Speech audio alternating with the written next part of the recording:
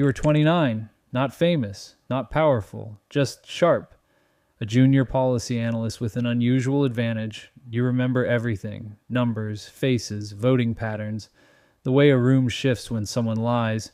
You can scan 30 people in under half a minute and know who is persuadable. It's a small district race, plastic chairs, harsh fluorescent lights humming above you, a podium that wobbles if you lean too hard. No national media, no powerful backers, just you, a borrowed suit, and a calm voice explaining budget efficiency and healthcare reform like it's simple math. You speak slowly, controlled, clinical. The crowd nods. They think you're principled. That's when the first envelope arrives. A local construction magnate requests a brief conversation. He doesn't threaten. He doesn't demand. He simply suggests a communications grant, enough to upgrade your office, hire 2 experienced strategists, buy targeted ads. In exchange, soften your language on zoning audits. It not eliminate them, just adjust the tone. Frame it as streamlining compliance instead of investigating irregularities. It's not policy, you tell yourself. Just phrasing, just optics. That night, your partner notices the sudden upgrade. A better campaign office, new signage, professional mailers, fundraising improved, you say. Technically, you aren't lying. Election night arrives. You win by 3.4%, a narrow margin. Close enough to feel fragile, big enough to feel earned. Within months, the construction company secures 2 minor municipal contracts. Nothing dramatic, no headlines, just routine approvals. You sign off without hesitation, cause, effect. You tell yourself this is how systems work. Compromise fuels progress. Influence requires flexibility. But a pattern has formed. Access in exchange for nuance. And for the first time, you understand something fundamental. Corruption does not begin with theft. It begins with wording. Year 3. The badge feels heavier now. You sit on the Infrastructure Oversight Committee. 12 staff members, 2 legal advisors, 1 communications director, a glass office overlooking the Capital District. Your name etched onto a metal plate. You still have your gift. You absorb 400-page briefing books overnight. You walk into hearings without notes. You ask controlled, surgical questions that make executives adjust their ties and clear their throats. The media calls you disciplined, methodical, unemotional. They trust your seriousness. Then the meeting happens. A senior party whip invites you into a quiet office. No aides, no record. Just a closed door and a measured tone. There's an ongoing corruption probe into a logistics firm. On paper, they're minor contractors. In reality, they're linked to a major defense subcontractor. The investigation could destabilize procurement timelines. It could embarrass senior leadership. You are asked to delay it, not cancel, not bury, just to stall. In exchange, you're promised the committee chairmanship within a year. You do the math instantly. With the gavel, you control hearings, agendas, witness lists, budget recommendations. Without it, you're just another vote. You tell yourself you could do more good with authority than with symbolic defiance. That night, your father sends you an article praising your integrity. He spent 30 years as a civil servant, believed in process, believed in rules. You read it twice, you don't respond. Or the probe quietly loses urgency. Deadlines extend, witnesses reschedule, media interest fades. The logistics firm continues operating. Over the next year, it multiplies its subcontractors, many shell vendors layered beneath shell vendors. Inflated invoices slip through under emergency infrastructure adjustments. A parallel revenue stream forms inside the official budget. No scandal, no headlines. 11 months later, you are named vice chair. Applause in the chamber, cameras flash, cause, effect. You hold the gavel for the first time and realize something subtle has shifted. You're no longer navigating the system. You're protecting parts of it. Year 7. The room is quieter at this level. You are now Minister for Economic Development, 240 staff, 3 deputy ministers, a private office lined with soundproof glass and controlled lighting. Your signature moves markets before noon. You no longer memorize briefing books. You absorb entire economic forecasts in minutes, growth curves, employment projections, capital flow models. You see the pressure points instinctively, where to squeeze, where to release. RE billionaires request 15-minute briefings. They stay for 90. They study you the way investors study commodities. Then the proposal arrives. A consortium of tech executives and infrastructure magnates presents what they call a National Efficiency Partnership, a public-private data initiative designed to streamline services, predict economic downturns, reduce fraud. On the surface, it is brilliant. And buried in the legal language, Clause 17b, is the real exchange.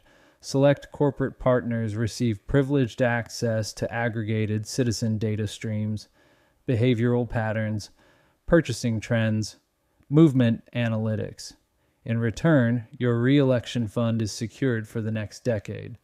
Media conglomerates owned by the same investors will provide narrative stability. No hostile coverage, no investigative distractions. You sit alone after the meeting. Security and growth require tools. The tools require trade-offs. You repeat it until it sounds less like justification and more like policy doctrine. Outside your building, protesters gather within weeks of the initiative's announcement. They carry signs about privacy, surveillance, corporate capture. Your child asks why they're angry. You answer calmly, they misunderstand progress.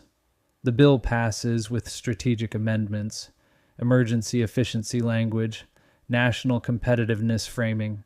The effects are immediate. High-tech firms gain privileged data sets.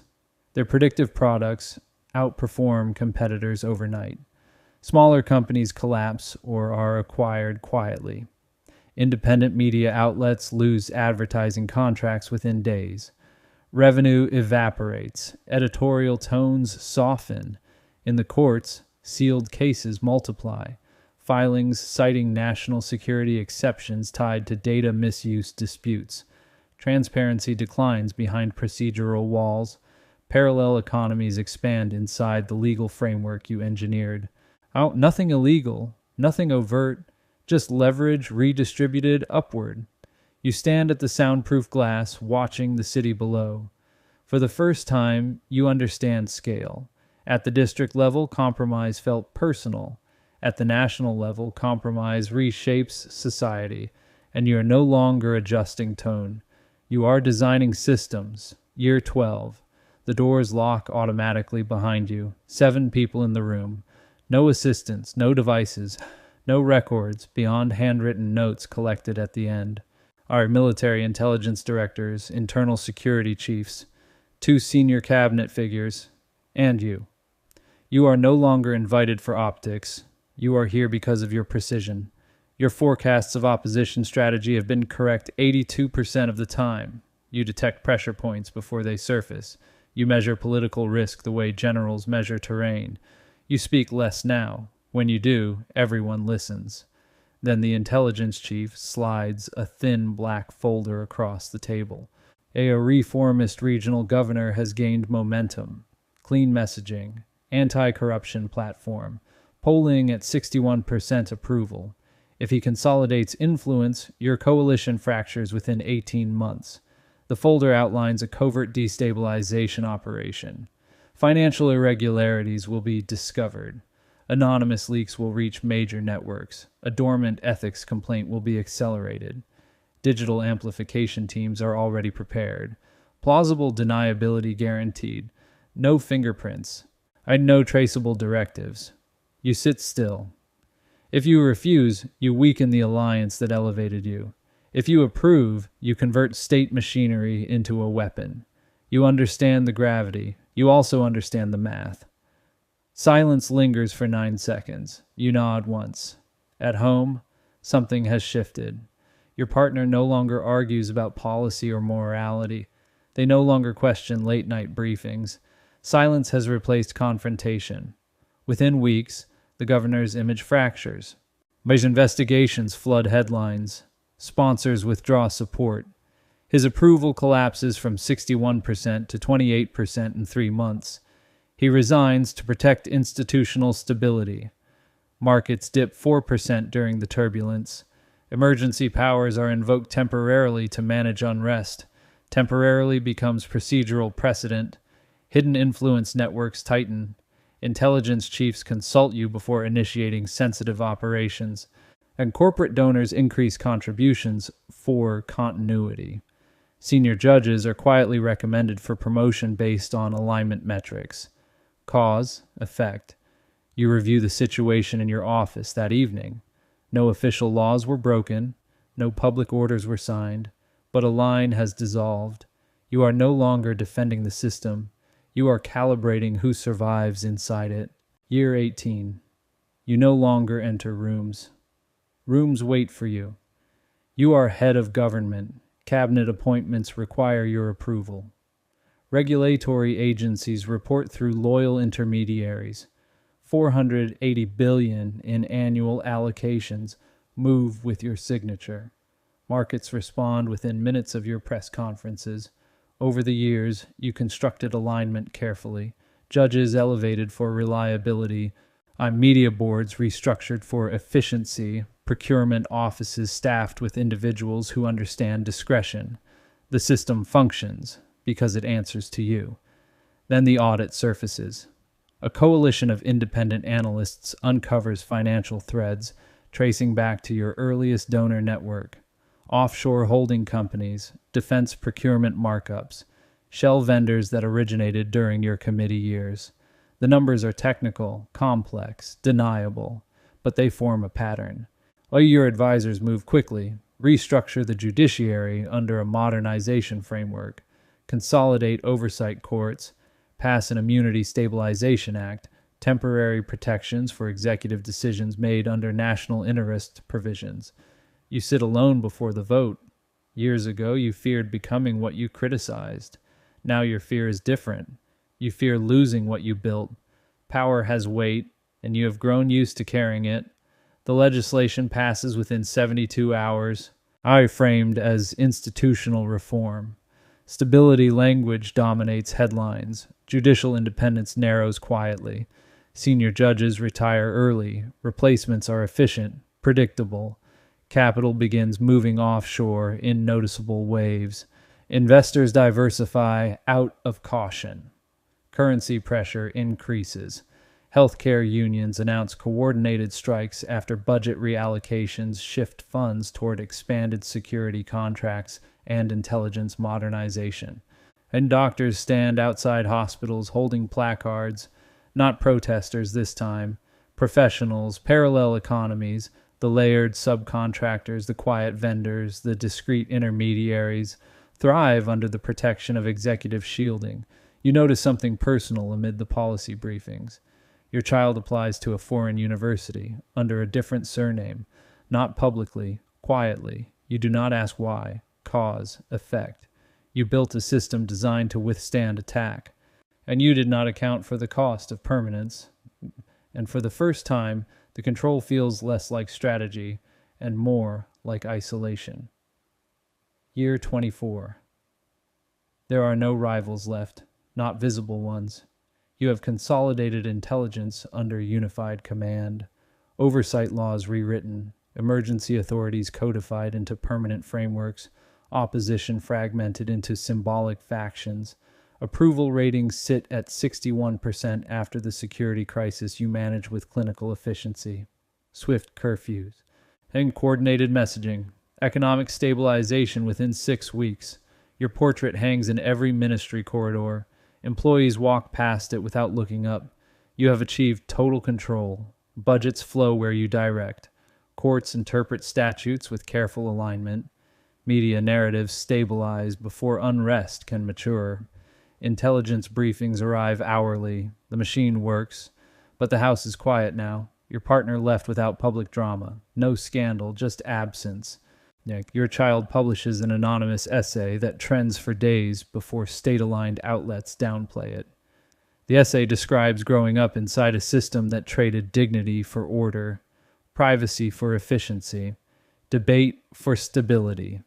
You recognize entire sentences, your phrases, your doctrine, quoted back at you as evidence. You mastered policy, optics, leverage. You learned how to insulate power from consequence. But you cannot legislate respect from your own blood. For the first time, while the insulation fails, institutions still function. On paper, they are efficient, stable, predictable, but judges defer automatically. Journalists pre-clear language. Entrepreneurs hesitate before innovation, calculating regulatory mood instead of market demand. Fear replaces friction, and friction once fueled progress. The parallel networks you cultivated, donors, contractors, intelligence intermediaries, no longer need your constant oversight. They have grown autonomous, self-sustaining, or you built permanence. Now permanence no longer requires you. History will record your tenure as stable, decisive, structurally transformative. Your family records it differently, in empty chairs, in unsigned birthday cards, in a surname no longer shared.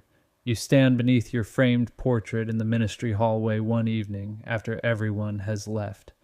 For a moment, you study the image, the posture, the composure, the controlled expression. You remember the first compromise. And it was only language. Now the language defines a nation, and you are alone inside it.